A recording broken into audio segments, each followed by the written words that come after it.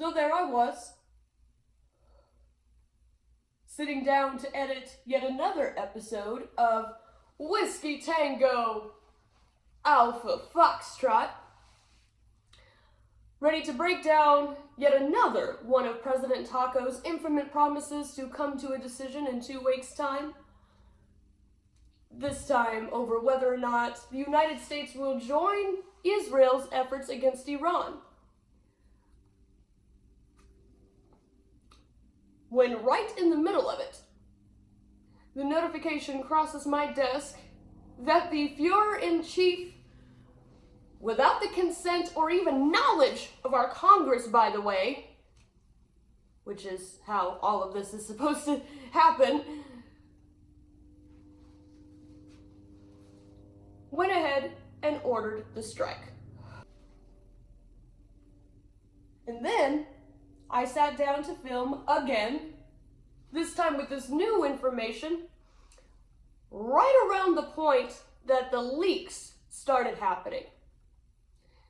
You know, regarding the 15 some odd trucks that were spotted leaving the Iranian nuclear sites just several moments before the strike actually happened.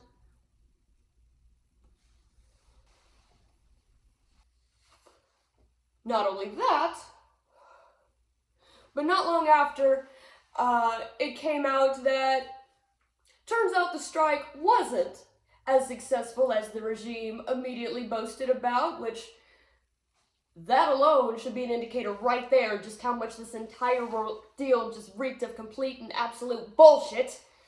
So anyways, I decided to give it another couple of days to see what other unhinged shit might come down the pipeline. And since then, not only has Iran struck back, but we learned that the complete obliteration wasn't quite as destructive as they tried to make us believe. In fact, we may only have set them back a few months. And now we've attacked them. There are so many things to address here, and I'll try to get to all of them.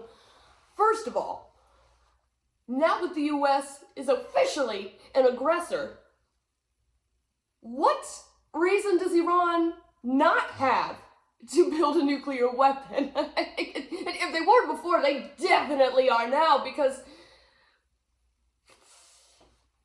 this current regime has made it abundantly clear that they have zero regard for rule of law, much less any integrity, not to mention that the madman with the nuclear codes at his beck and call have been completely reckless and impulsive to the point where even his own cabinet doesn't know what he's about to do. Hell, he's proven he doesn't know what he's about to do. And insisting via social media that there is now a ceasefire that both sides must honor despite the fact that there has been no such thing ever declared does not make it reality. Face it, MAGA, your great leader is delusional and dangerous, and he will sacrifice every one of you if he thinks it means he'll win. He doesn't care about you. You've served your purpose. Now, at best, you are a grift, and at worst, you are a cannon fodder just like the rest of us. And to all you dipshits who think you're trolling the rest of us over the whole no king statement, he's not a king, he's a president. Duh. Let me tell you something. A tyrant, by any other name, is still an insecure, power-hungry, crowd-obsessed, egomaniacal, frigid, lunatic asshole, and you can quote me on that. He is not acting like a servant of the people. He is not even honoring the other 2 branches of our government. You know, the whole government that is built on a checks and balances system to keep power from amassing in one group or individual.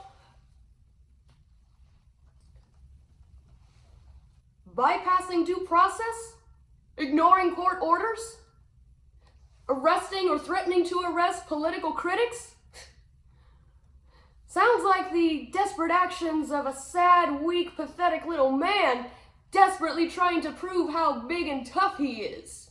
Can you imagine how different the world would be if that man's father had hugged him even once? And secondly, Iran has promised retaliation for these strikes from the US. Who do you think is eventually going to pay that price? Yeah, our children, our friends, our neighbors, us. And for what?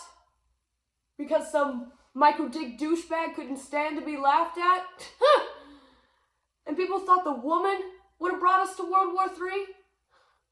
Yeah, this guy doesn't get to just launch an unprecedented attack on a foreign nation on another foreign nation's behalf and then have the audacity to declare over social media, of all things, that there be peace or else. This guy is so delulu that he actually honestly believes that if he just waves his toy wand, the whole world will kowtow to whatever he comes up with next. And that's not even taking into account the global oil market. Well, not long after President Cheese Whiz made his triumphant declaration of success prematurely, crude oil proceeded to plummet. At which point, the tangerine tantrum troll took to social media again to beg them to please keep the oil prices low. Are we great yet? Meanwhile, even the cult is split on this whole no new wars president dragging us into another new war. Some are feeling a bit betrayed, others are flip-flopping their stance, and others are honestly licking their chops in anticipation for the incoming bloodbath. We are at a point of no return, folks. We don't know what's going to happen next. But whatever way it goes,